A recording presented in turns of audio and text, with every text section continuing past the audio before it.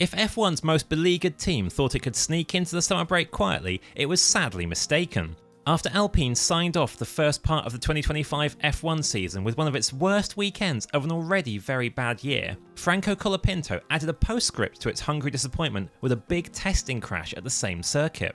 With Alpine last in the championship and Colapinto yet to score a point in his 8 race weekend since replacing Jack Doohan back in May, an expensive and disruptive crash was a very unfortunate development for both driver and team. It also brought an easily forgotten messy situation back into focus, given Colapinto has not been an improvement on Doohan. When Alpine subbed in Colapinto for a 5-race evaluation, that description was quickly revised by team boss Flavio Briatore. This was a hint that Colapinto was probably around for the long haul, and definitely would be if he got the results Briatore claimed should be possible. 8 races later though, Colapinto trails Pierre Gasly 13-0 for points and hasn't looked like changing that. Meanwhile, Doohan has remained part of the Alpine fold and is waiting on the sidelines to see if he'll get the chance to return that he's expecting. This whole saga kicked off supposedly because Briatore wanted to work out Alpine's best drive lineup for 2026, when the team will switch to Mercedes engines and Briatore believes it will vault up the pecking order. Briatore has been keen to keep the pressure on Colapinto. There was even interest in courting Valtteri Bottas for another potential change this season. At other times though, Colapinto's place has seemed more assured. Whatever Briatore's intentions, this mess is ongoing, and it doesn't have a clear resolution. Colapinto has had a psychologically bruising Alpine stint at times, as well as a couple of accidents. Fortunately, he was okay after his most recent crash at the Hungaroring's fast turn 11 right-hander, where there are no small shunts. While he accidentally ended Alpine's Pirelli 2026 test work with its 2025 car, he did get back on track, as Alpine was running a private program in its 2023 car at the same time. The indication from Alpine is that the crash was a result of driver error. If so, it is symptomatic of the lack of confidence and feel that stopped Colapinto making the same impression with his new team that he did when he stepped in so strongly for Williams in the middle of 2024 with no F1 experience. Colapinto has never seemed comfortable in the car since he crashed in his very first Alpine qualifying session. Like Doohan before him, he's been compromised by Alpine's poor competitive situation and volatile leadership. He was put under immediate pressure by team boss Briatore to be fast and score points in a car that can be quick but is difficult to drive and weak in races, especially on tracks where energy management comes into play. And while there has been some 2023 car testing since Colapinto joined Alpine in January, plus those 9 race weekends at Williams last year, remember he didn't have pre-season like everybody else. So Colapinto has been adjusting to a car that is very different to the Williams with a much stiffer platform in the cut and thrust of Grand Prix weekends. He's needed more time to adapt than he hoped. It's not an excuse, it's just reality. Any judgment of him has to consider those factors, which simply cannot get the best out of any driver. Still, he's been qualifying too far back to replicate any of Gasly's heroics, and at times has seriously tested Alpine's patience. There were people in the team who were not convinced that replacing Doohan with Colapinto was the right move, especially after Colapinto had crashes in his short Williams stint last year and had weekends where he really struggled to match teammate Alex Albon's pace there. But he proved himself capable of scoring points, so is clearly no mug. He's a good driver who is better than he's looked at Alpine so far. There have been a few flashes as the weekends have passed. He outqualified and beat Gasly in Canada, and the most recent race in Hungary, and looked like he might be quicker than Gasly in Britain too, only to spin out of qualifying early in Q1.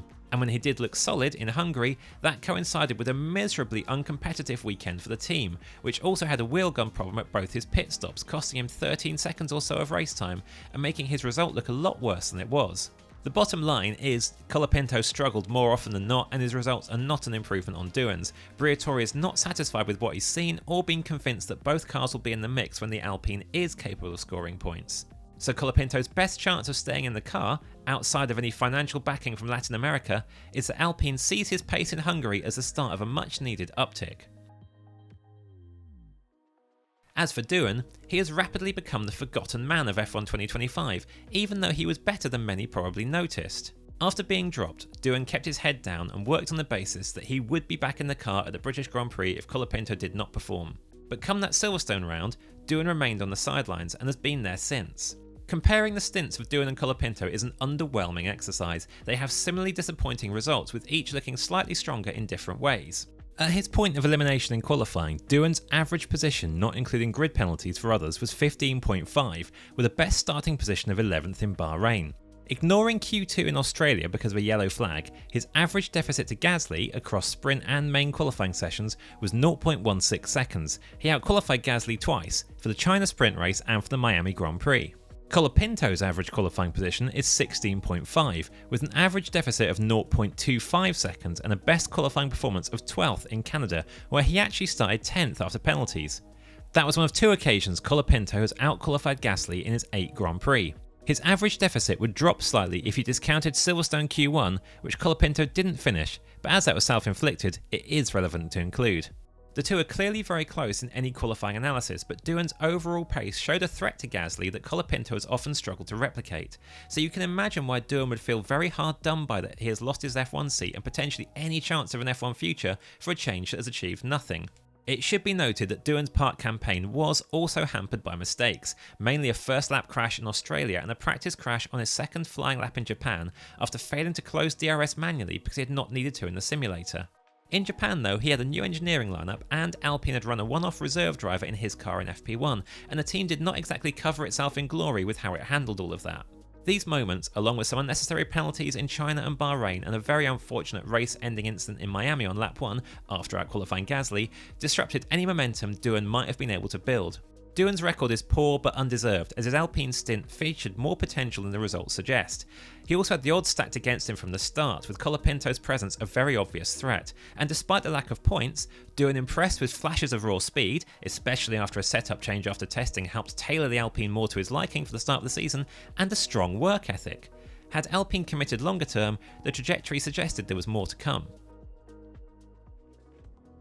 If there is a time to make another change, it would be now. The summer break allows for a reset and then proper preparation for whoever is in the seat for the remainder of 2025. The problem with deciding what to do with Colapinto is that the most rational thing also applied to Doohan earlier in the season. Now that Alpine's picked him, he should be given time to prove himself, and Briatore should accept that his decision making has created more pressure and more problems, but second guessing Briatore would be a foolish thing to do. Colapinto has continued in the car long enough that he has now had more races than Doohan did, so if you're on Doohan's side, you might think Colapinto appears to have been given an indefinite incumbency regardless of performance. If we are to believe this really is all about 2026 and not commercially led, then what does Briatore do for the rest of the year? There's a good case for just letting Colapinto get on with it and see how he copes with what would surely be his last chance at securing an F1 seat long term. If he gets out of the Alpine, it is hard to see where and how he could return, unless the new for 2026 Cadillac team wants to take a punt on him, and actually the same goes for Doohan. One factor that might play in Doohan's favour internally at Alpine, and maybe within Renault itself, is that he is one of their own, a product of an academy that a lot of money has been spent on.